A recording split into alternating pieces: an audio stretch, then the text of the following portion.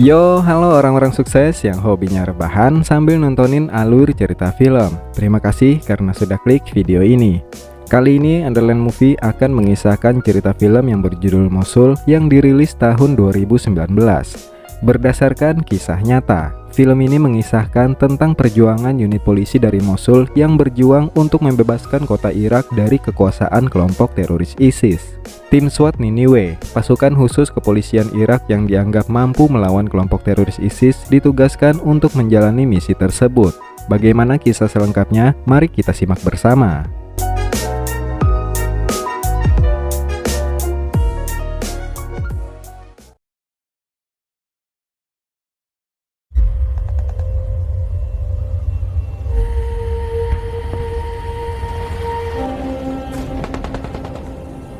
Kota Mosul jatuh ke tangan militan ISIS yang dikenal sebagai kelompok teroris.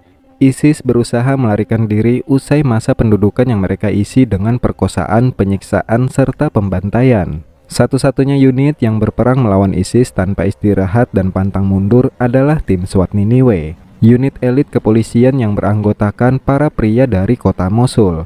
Tim SWAT Niniwe sudah banyak membunuh prajurit ISIS. Mereka tengah menjalankan misi terakhir dan berusaha menyelesaikan misi itu sebelum ISIS lenyap selamanya.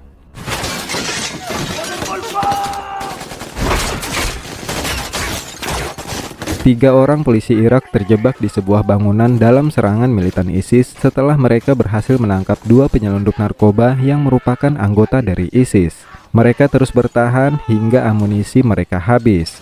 Ketika mereka sudah kehilangan harapan, tiba-tiba terdengar suara tembakan dari arah lain. Tapi mereka heran, peluru-peluru dari suara tembakan itu tidak mengarah ke mereka.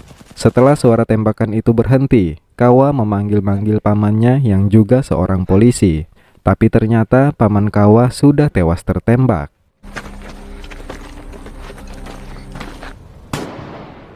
Aman!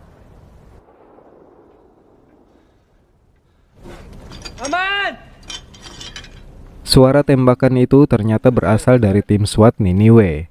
Kawa terkejut melihat tim SWAT Niniwe masih hidup karena terdengar kabar kalau mereka semua sudah mati saat menjalani sebuah misi. Mayor Jasim yang merupakan pimpinan tim SWAT Niniwe kemudian bertanya pada Kawa dan Jamil kenapa mereka ada di tempat itu. Kawa dan Jamil menjelaskan kalau mereka berusaha menangkap dua anggota ISIS yang menyeberang dan menjual narkoba yang akan ditukar dengan senjata dan amunisi. Mayor Jasim juga bertanya pada Kawa sudah berapa lama dia menjadi polisi. Kawa menjawab kalau dia baru menjadi polisi selama 2 bulan. Tapi Mayor Jasim melihat kalau Kawa memiliki kemampuan bertarung yang bagus. Setelah itu, tim SWAT menghabisi dua anggota ISIS yang berhasil tertangkap sebelumnya.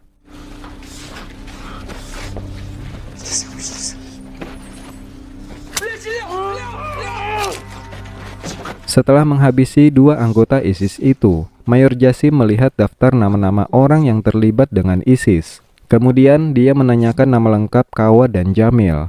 Hal itu dia lakukan untuk memastikan kalau Kawa dan Jamil bukan bagian dari ISIS karena sudah banyak anggota kepolisian yang berkomplot dengan ISIS. Setelah memastikan kalau mereka bukan anggota ISIS, Mayor Jasim kemudian bertanya apakah ada anggota keluarga mereka yang dihabisi oleh ISIS. Kawa mengatakan kalau pamannya baru saja terbunuh ketika mereka diserang militan ISIS sebelumnya.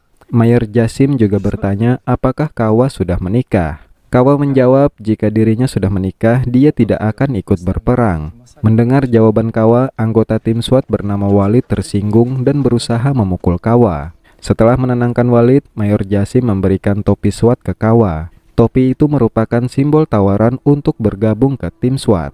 Ternyata semua pertanyaan Mayor Jasim sebelumnya bermaksud untuk mengetahui apakah ada alasan kuat bagi Kawa untuk memerangi ISIS. Setelah berpikir cukup lama, Kawa akhirnya memutuskan mengambil topi itu.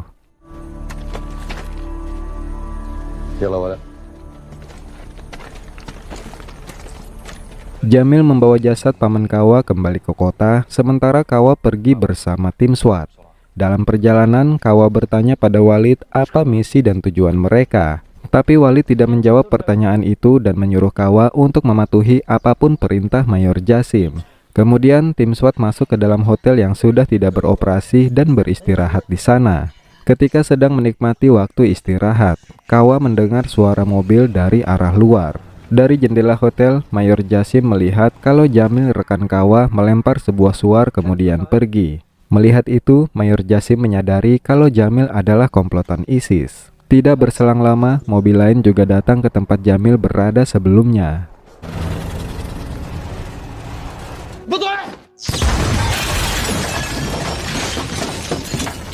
Ledakan itu menyebabkan satu anggota tim SWAT tewas. Mayor Jasim sangat marah pada Kawa dan berpikir kalau Kawa juga komplotan ISIS.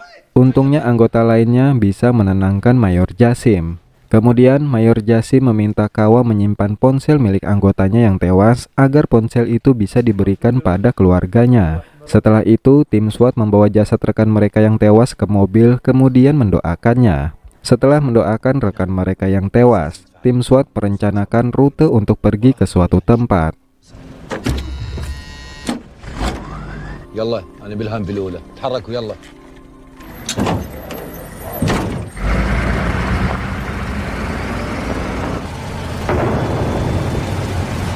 Dalam perjalanan, tim SWAT bertemu dengan dua anak kecil yang membawa jasad orang tua mereka dengan kereta. Mayor Jasim kemudian mengajak kedua anak kecil itu ikut bersamanya ke kamp pengungsian. Sang kakak menolak untuk ikut karena dia sudah berjanji pada orang tuanya untuk memakamkan jasad mereka.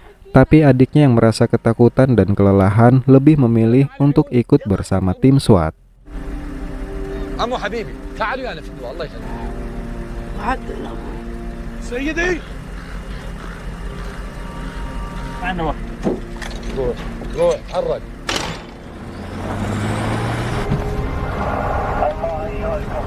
Selama di perjalanan, Kawa terus memikirkan apa misi tim SWAT sebenarnya. Sesampainya di pos pemeriksaan, tim SWAT harus menjalani proses pemeriksaan dari polisi federal. Tapi Mayor Jasim langsung menyuap polisi penjaga yang akan memeriksa mereka. Tim SWAT kemudian diizinkan untuk melanjutkan perjalanan.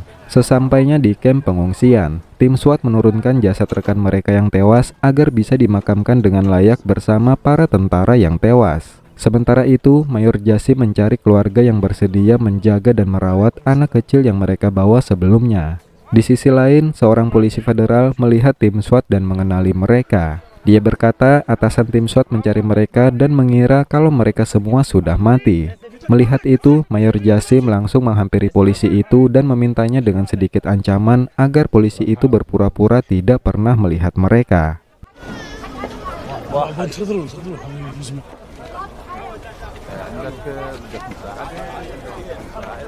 Tim SWAT melanjutkan perjalanan mereka. Dalam perjalanan, Kawa kembali menanyakan apa sebenarnya misi dan tujuan mereka. Tapi tidak ada satupun yang menjawab pertanyaan Kawa. Kemudian, Kawa membuka ponsel milik anggota tim SWAT yang tewas dan melihat foto-foto tim SWAT membantai banyak anggota ISIS. Salah satu anggota tim SWAT kemudian memperlihatkan video di mana saudara dari rekan mereka yang tewas dihabisi oleh ISIS.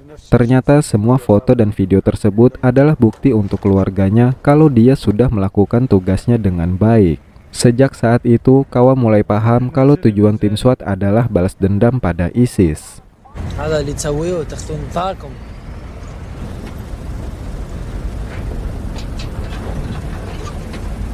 Tim SWAT mulai memasuki zona berbahaya.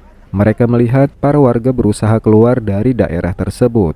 Tidak lama kemudian terdengar suara tembakan dari arah yang tidak diketahui yang menembaki warga sipil. Tim SWAT berusaha memberikan tembakan perlindungan, tapi naasnya salah satu anggota tim SWAT menjadi sasaran dan tewas tertembak. Setelah mengetahui posisi di mana si penembak berada, Mayor Jasim, Walid, dan Kawa langsung bergerak dan menghabisi mereka. Setelah mengamankan lokasi tersebut, Walid dan Mayor Jasim bergerak mengawasi lokasi sekitar. Sementara itu, Kawa mengawas ke sisi lain. Walid menunjuk sebuah gedung yang akan mereka tuju pada Mayor Jasim. Kemudian, mereka memilih rute terbaik untuk menuju gedung tersebut. Di sisi lain, Kawa melihat seorang ibu yang menangis karena putranya tertembak mati oleh ISIS. Melihat itu, Kawa kemudian mengambil foto selfie dengan ponsel yang dibawanya. Tapi ternyata anggota ISIS itu belum mati. Kawa langsung mengambil kapaknya berniat memenggal kepala anggota ISIS itu. Tapi Mayor Jasim melarang Kawa melakukan itu agar anggota ISIS itu merasakan penderitaannya sebelum dia mati.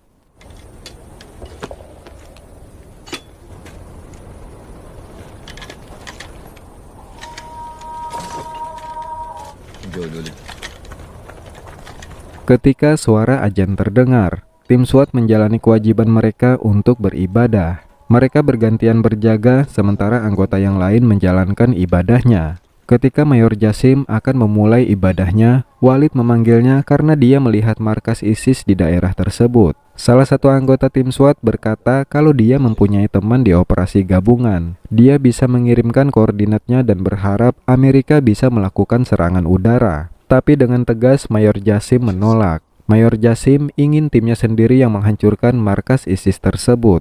Mayor Jasim kemudian memerintahkan Walid untuk mengambil keputusan. Walid memutuskan untuk menghindar dan tetap tidak terdeteksi hingga mereka sampai ke gedung yang dituju. Tidak berselang lama, sebuah drone melintas di atas mereka.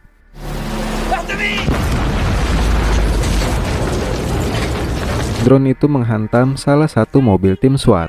Tim SWAT kemudian bersiaga karena kemungkinan drone lain akan datang. Dari kejauhan, Mayor Jasim melihat ada seorang agen dari pasukan khusus Iran di gedung lain. Kemudian, Mayor Jasim menawarkan barter perlengkapan tempur pada agen itu.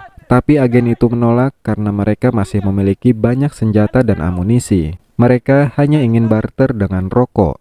Untungnya, tim SWAT punya banyak rokok di dalam mobil mereka. Kemudian, Mayor Jasim menemui pasukan khusus Iran di gedung tempat mereka bersembunyi. Setelah tawar-menawar, mereka sepakat menukar satu kardus rokok untuk satu kotak amunisi. Tapi sebelum itu, Mayor Jasim diminta memeriksa tawanan mereka karena mungkin saja Mayor Jasim mengenal mereka. Setelah memeriksa semua tawanan, Mayor Jasim memanggil Kawa untuk masuk.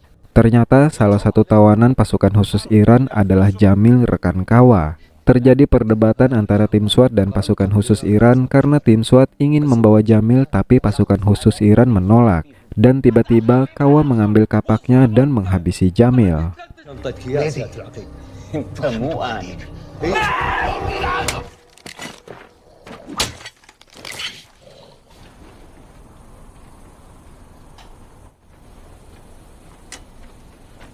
Setelah itu, kedua belah pihak melanjutkan pertukaran barang. Walid memberikan tabung sisa dan meminta barter dengan sebuah RPG. Pihak pasukan khusus Iran setuju bertukar tapi hanya dengan satu misil saja. Dengan adanya RPG itu, Walid memutuskan akan menyerang markas ISIS yang berada di daerah tersebut. Setelah itu, tim SWAT melanjutkan perjalanan mereka. Dalam perjalanan, Mayor Jasim menjelaskan pada Kawa alasan mereka tidak mendapatkan suplai amunisi. Ternyata atasan baru mereka memerintahkan mereka untuk mundur dan akan mengirim mereka ke desa terpencil agar mereka tidak berperang lagi. Tim SWAT Niniwe menolak perintah tersebut. Mereka sengaja kabur dan memutuskan kontak dengan atasannya yang baru. Tapi Kawa tidak peduli dengan semua alasan itu. Dia hanya ingin mengetahui apa yang harus dia ketahui saat waktunya tiba. Tidak lama kemudian, mereka diserang oleh pasukan ISIS yang sudah memblokade jalan. صراحة ما خوش والله.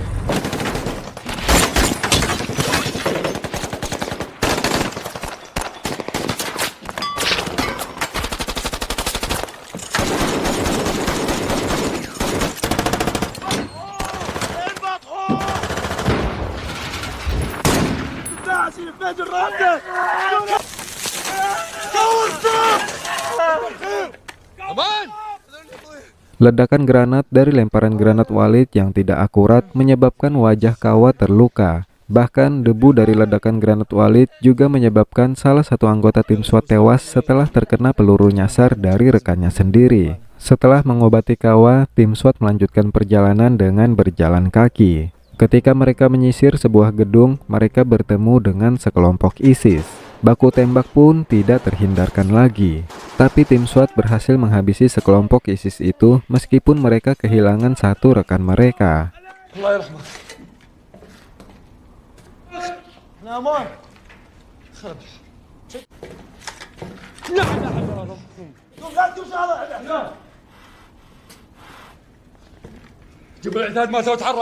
Tim SWAT melanjutkan perjalanan sampai akhirnya mereka berada dekat dengan markas ISIS.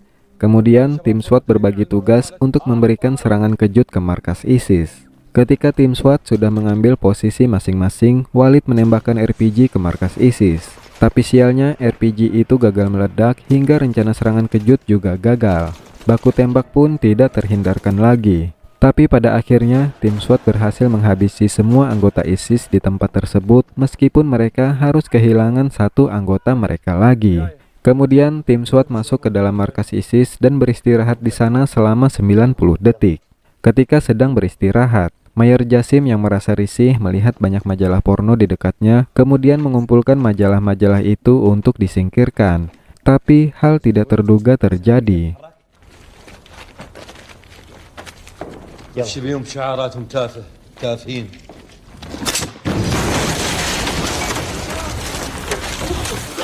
Mayor Jasim tewas karena ledakan itu. Semua anggota tim SWAT merasa sangat terpukul. Mereka tidak tahu harus berbuat apa lagi karena orang yang memimpin mereka dalam misi tersebut sudah tiada. Tapi Kawa dengan sigap menegaskan kalau mereka harus tetap menyelesaikan misi. Meskipun Kawa sendiri tidak tahu apa misi mereka sebenarnya.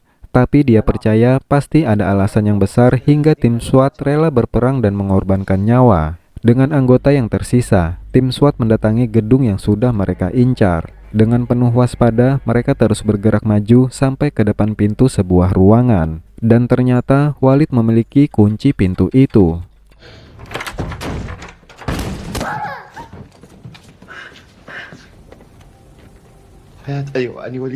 Ternyata tempat itu adalah rumah Walid. Di ruangan itu, Walid bertemu dengan istri dan anaknya yang sudah lama tidak dia temui. Ternyata misi mereka yang sebenarnya adalah menyelamatkan semua keluarga anggota tim SWAT Niniwe yang masih hidup saat kota Mosul jatuh ke tangan ISIS. Salah satu anggota tim SWAT kemudian menjelaskan ke Kawa kalau Mayor Jasim juga memiliki keluarga. Tapi para anggota ISIS mengetahui identitasnya karena sebelum menjadi anggota ISIS, mereka semua adalah penjahat yang pernah ditangkap oleh Mayor Jasim. Karena itulah keluarga Mayor Jasim diburu dan dihabisi oleh ISIS. Setelah itu, tim SWAT Niniwe kembali bersiap untuk melanjutkan misi mereka menyelamatkan keluarga anggota tim SWAT yang lain yang sudah mereka ketahui keberadaannya.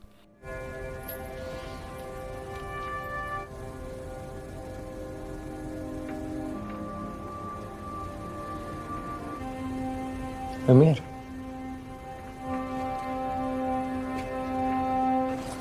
ابني مش قادر يبعد منها.